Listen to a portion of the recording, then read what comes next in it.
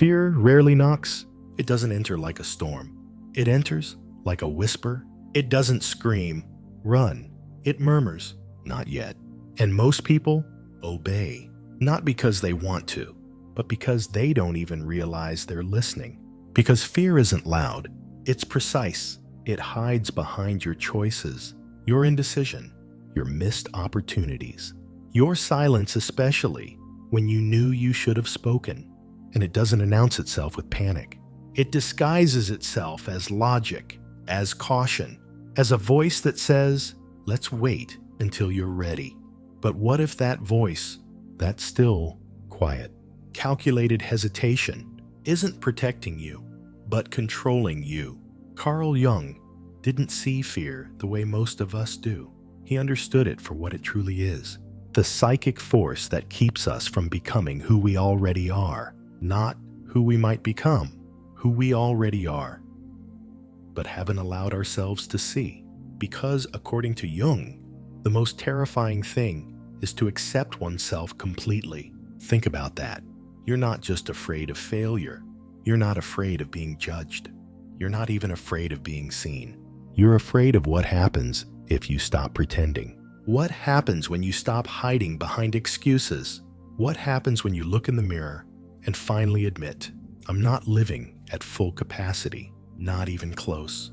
Because to live fully, to own your brilliance, your instincts, your hunger, your truth, means to expose everything you've kept buried. And that's terrifying, because it's easier to play small, to delay, to be careful, to say, I'll speak up next time. I'll try when I'm ready. I'll go after it once I've figured it all out. But what if that's not caution? What if that's fear disguised as responsibility? Let's make this real.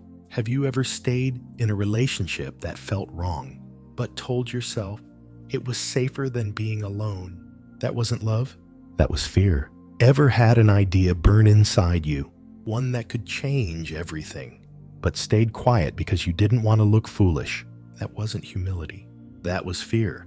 Ever scrolled on your phone for hours instead of starting the project that could have changed your life? That wasn't laziness.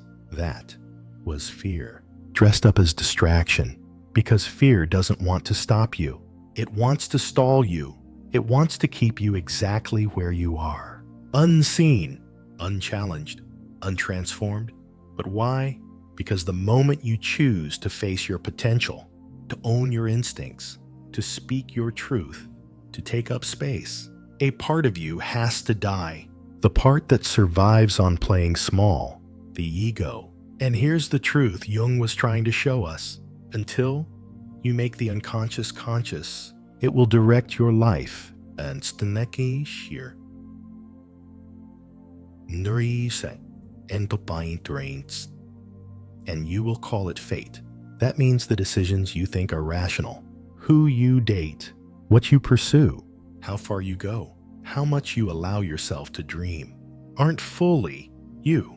They're patterns shaped by fear, operating below awareness, running on scripts you didn't write, but accepted.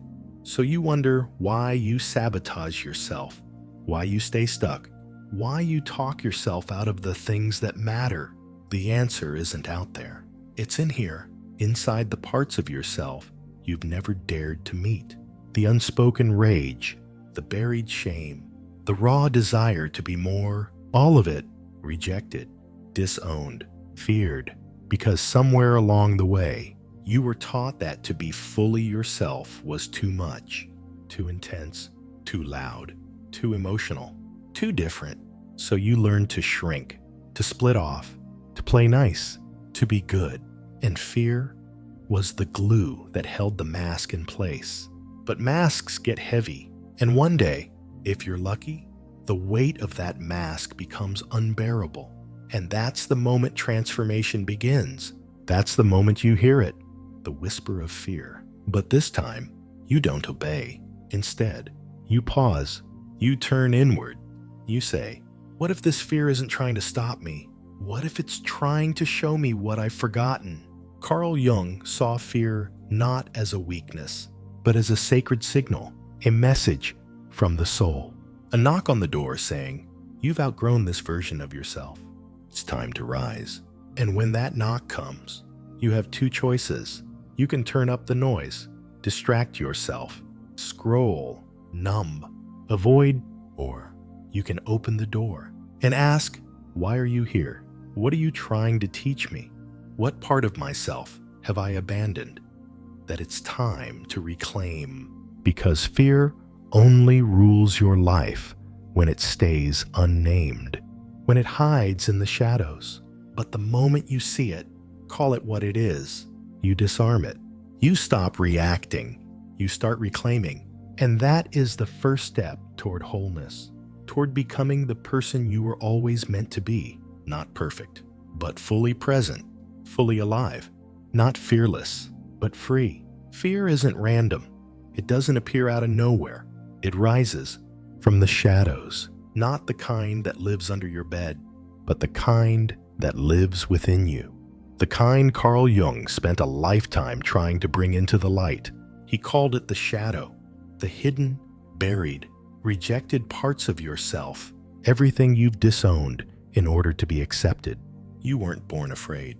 You were taught to be, taught that certain emotions were wrong, taught that some traits made you unlovable, taught that being too bold, too sensitive, too ambitious, too outspoken meant being too much. So, to survive, you learned to split, to perform one version of yourself and lock the rest away.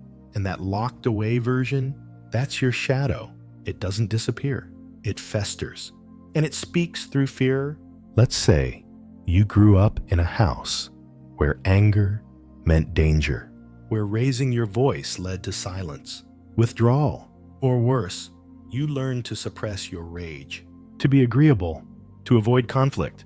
Now, as an adult, you can't set boundaries. You say yes when you want to scream no. You avoid hard conversations. Why? Because your fear isn't about the argument. It's about waking the part of you that learned to stay quiet, to stay safe. That's shadow. Or maybe you were told you were too emotional growing up, too dramatic, too sensitive. So you learned to hide your tears, swallow your truth, and smile when it hurt. Now, you fear vulnerability. You keep people at arm's length. You fear intimacy, not because you don't want to connect, but because letting someone see the real you feels like standing naked in a burning room. That's shadow too. Carl Jung understood this dynamic better than anyone. He wrote, "The shadow is a moral problem that challenges the whole ego personality. To become conscious of it involves recognizing the dark aspects of the personality as present and real." Translation: you cannot become whole by only embracing your light. You have to face the dark, not to conquer it, but to integrate it, because fear isn't just about what you're avoiding. It's about who you're refusing to become. Maybe you've told yourself, "I'm not the kind of person who speaks up in meetings. I could never lead a team. That dream is just too big for someone like me."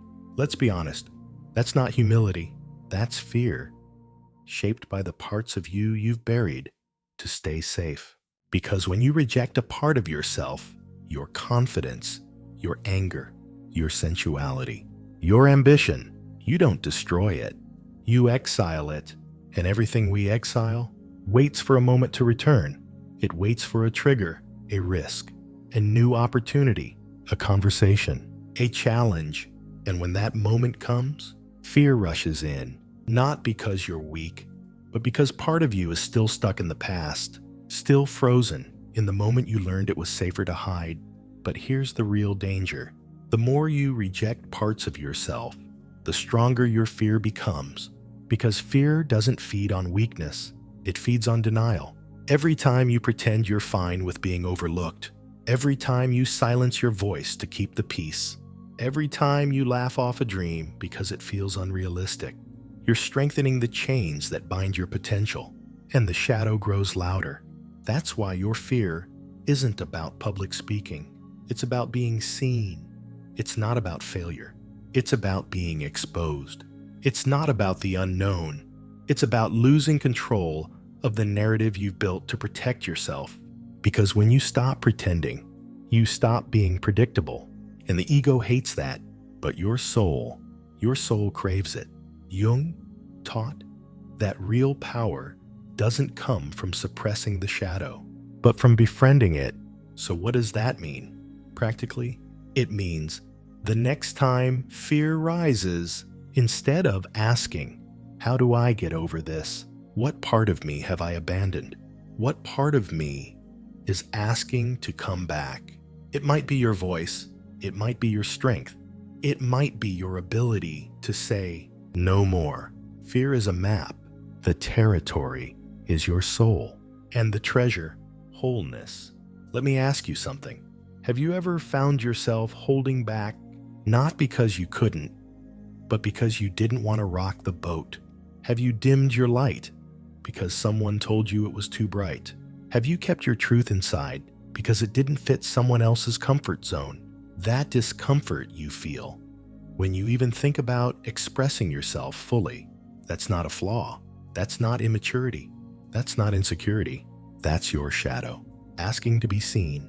And the fear you feel, it's just a reaction from your ego saying, if we go there, we might lose the identity we built.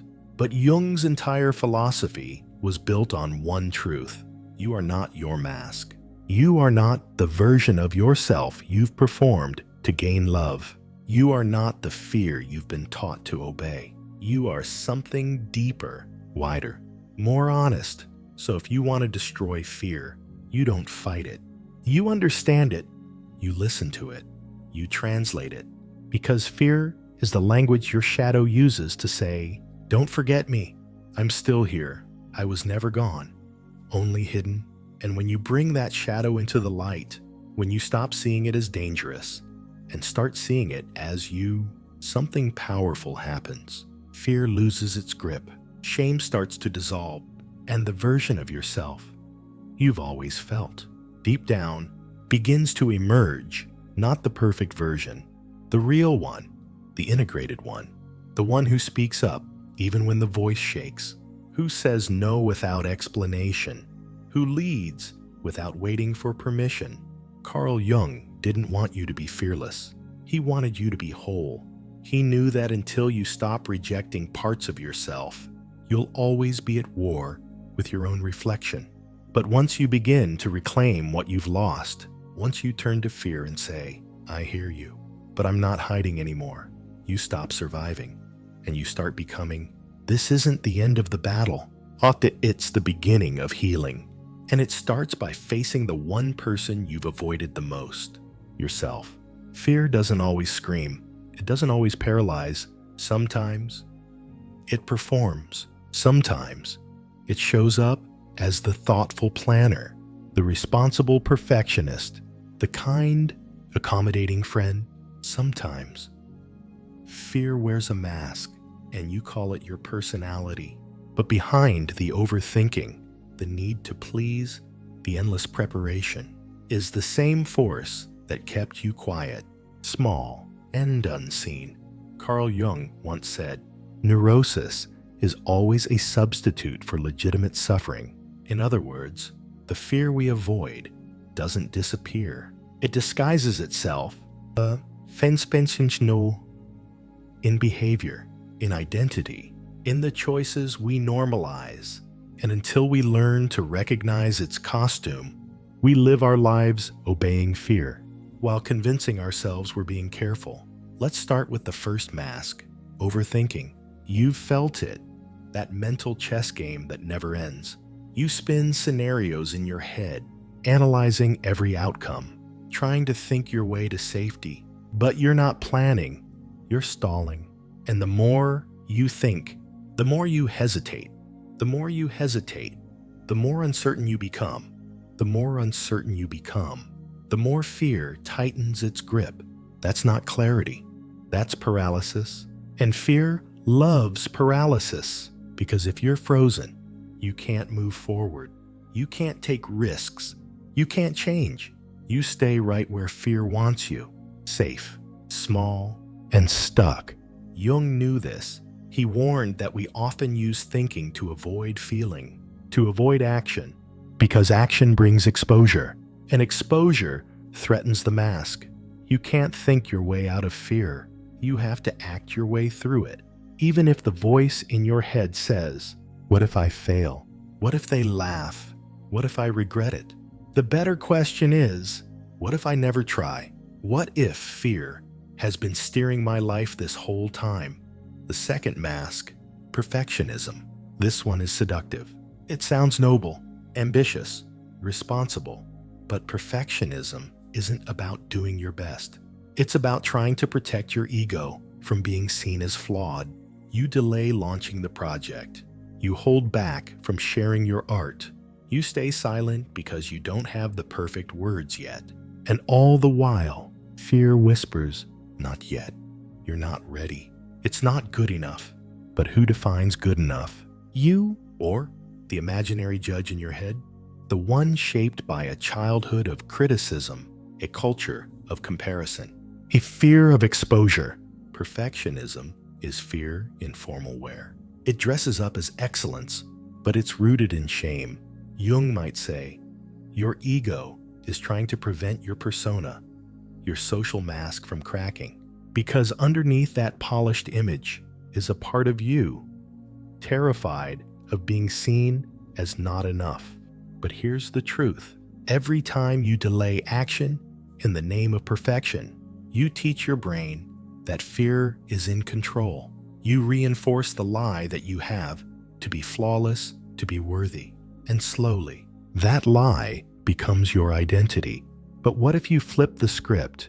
What if your courage wasn't in being perfect, but in being seen as real, not polished, not flawless, but honest, vulnerable, bold?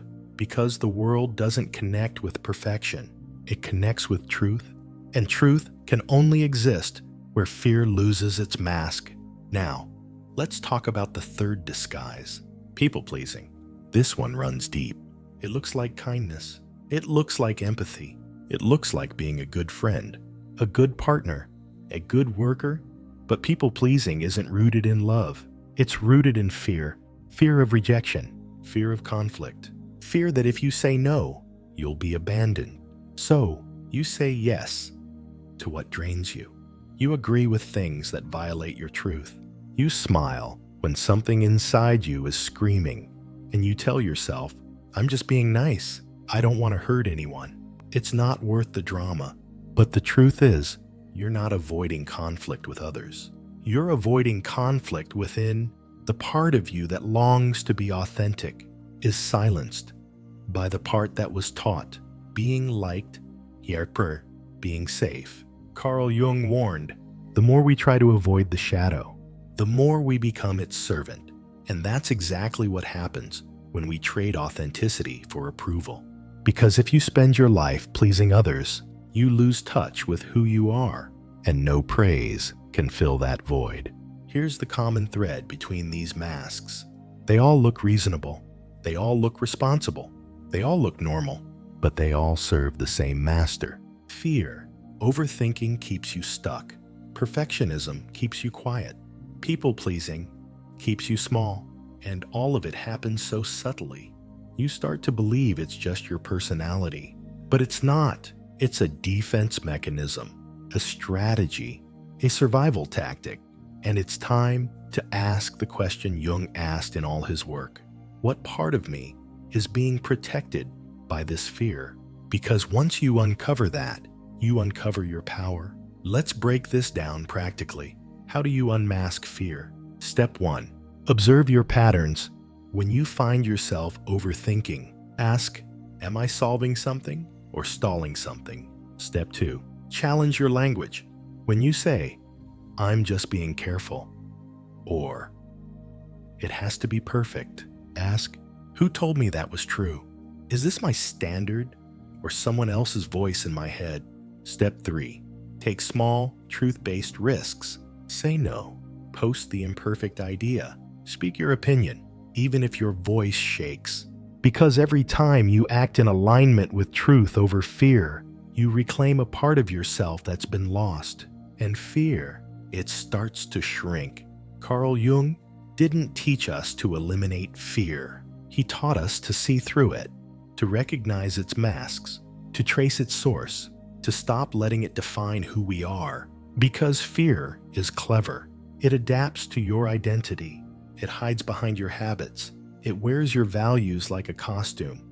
But once you know what to look for, you stop reacting and start reclaiming your time, reclaiming your voice, reclaiming your truth. This is the beginning of liberation, not freedom from fear, but freedom from its lies. So, ask yourself tonight, where has fear been pretending to be logic? Where has it disguised itself as kindness, caution, or ambition?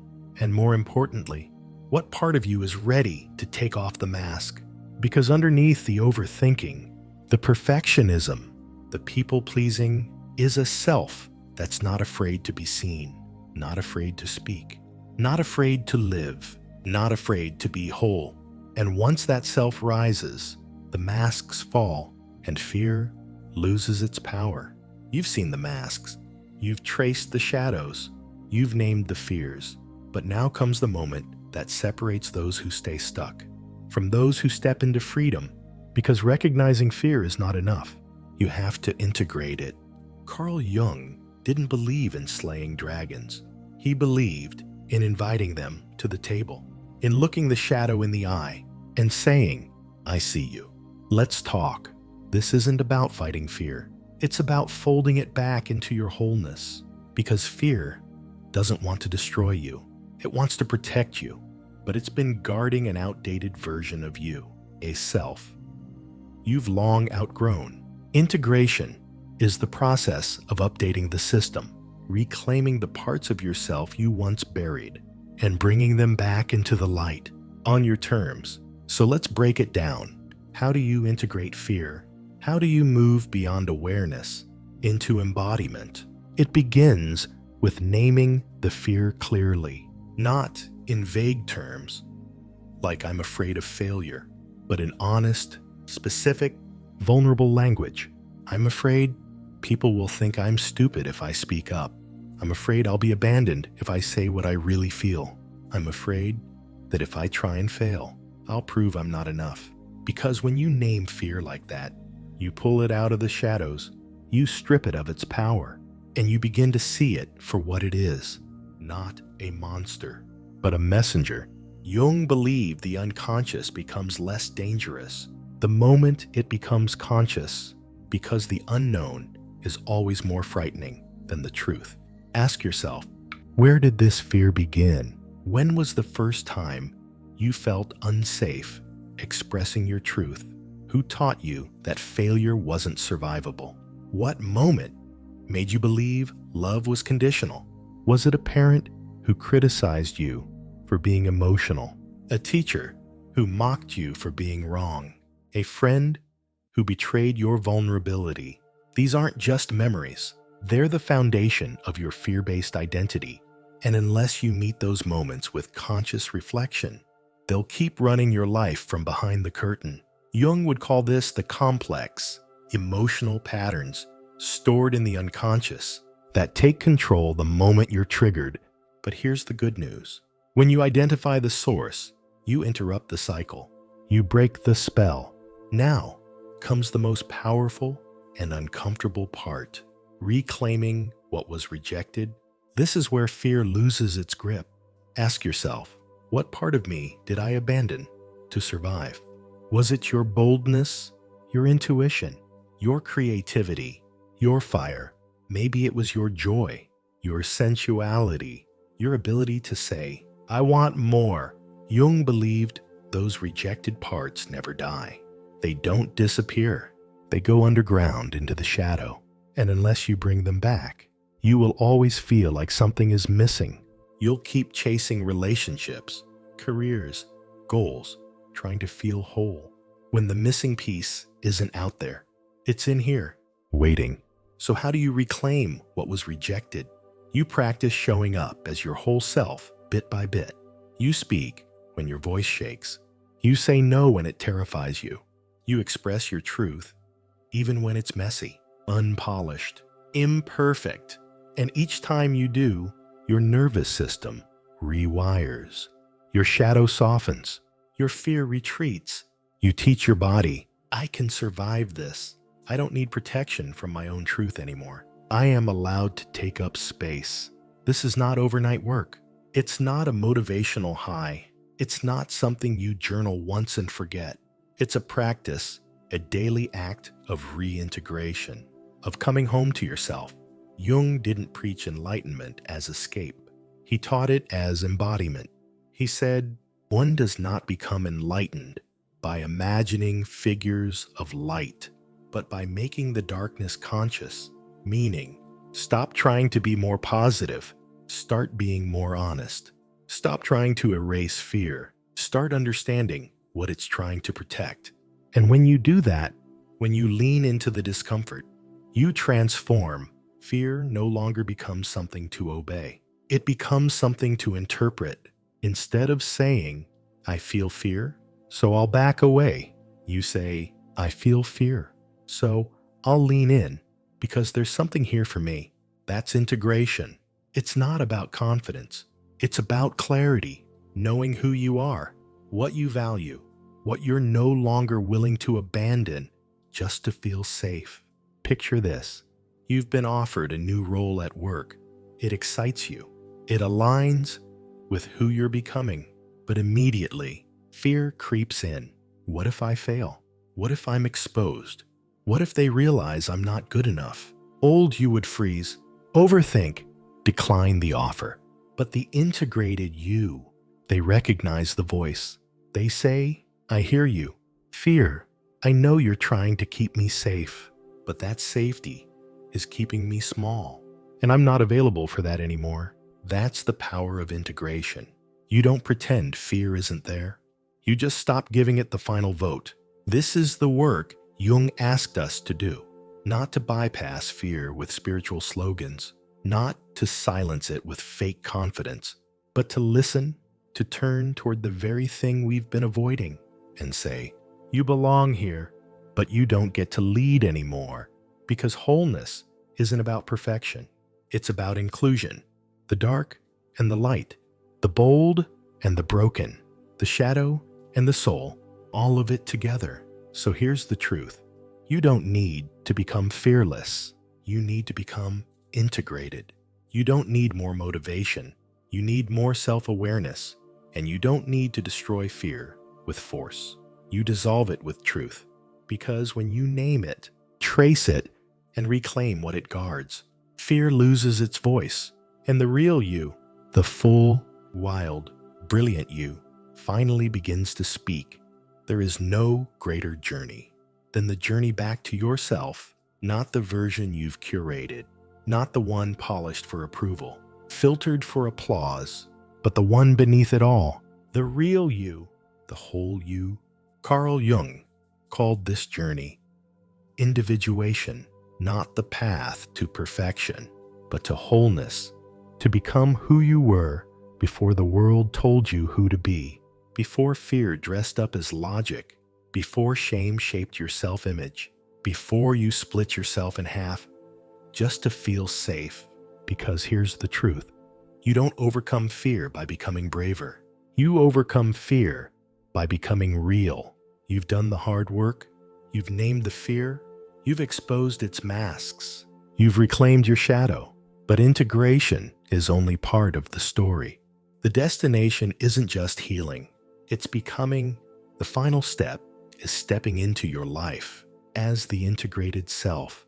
And that means living from a place of internal alignment, not external approval. You see, most people don't live their life.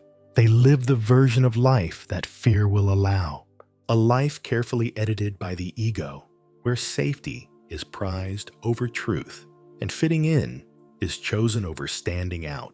But individuation is a rebellion against that script. It says, I will no longer abandon myself to keep others comfortable. I Zuslai. Faya Myler Sexomai. Saio will no longer shrink just to be liked. I will no longer let fear write my story. So, what does individuation look like in real life? It looks like finally saying no without guilt, because your boundaries no longer need explanation. It looks like launching the project you've delayed for years, not because you're fearless, but because you're done letting fear choose for you. It looks like having the hard conversation, owning your truth, being misunderstood, and still standing tall.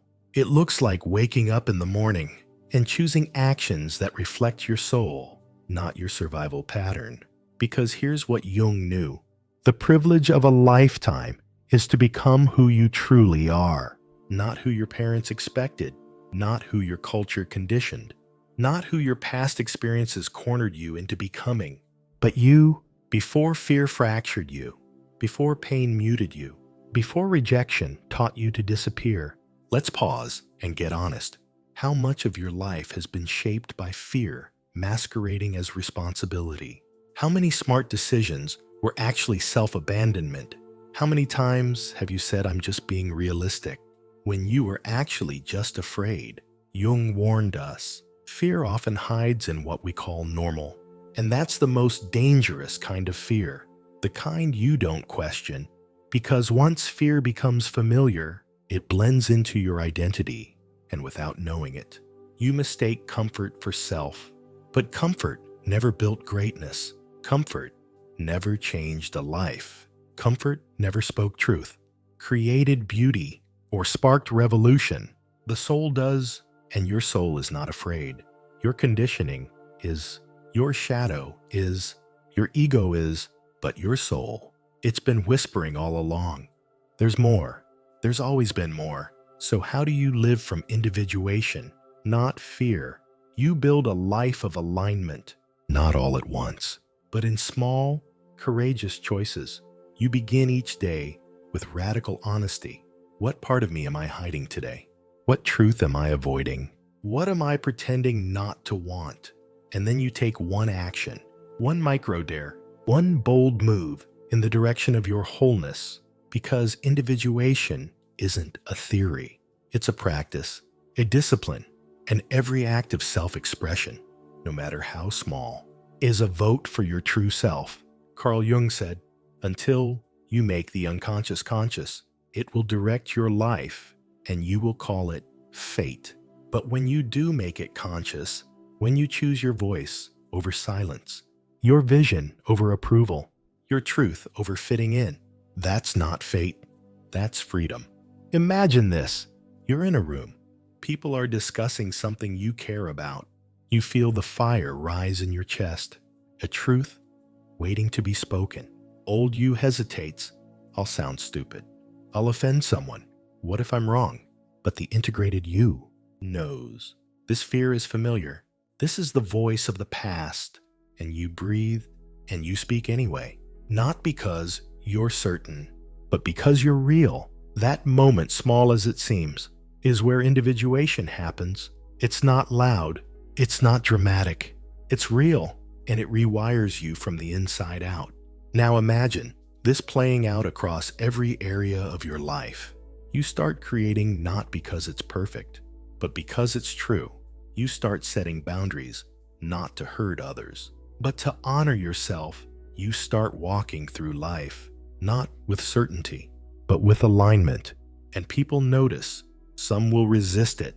Because when you stop betraying yourself, you stop enabling their comfort. But others, they'll be drawn to you, not because you're flawless, but because you're whole. Because wholeness is magnetic. Authenticity is contagious, and the world doesn't need more performers. It needs more people who are unapologetically themselves. So here we are, the end of the path. That's actually the beginning. You want to destroy fear forever? Stop giving it the lead role.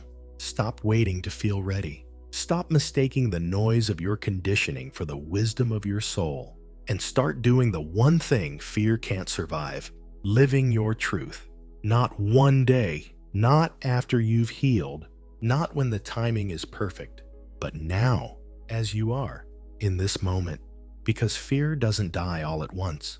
It dissolves Every time you choose alignment over avoidance, every time you show up, every time you reclaim a part of yourself that was left behind, and in doing so, you don't just become confident, you become free.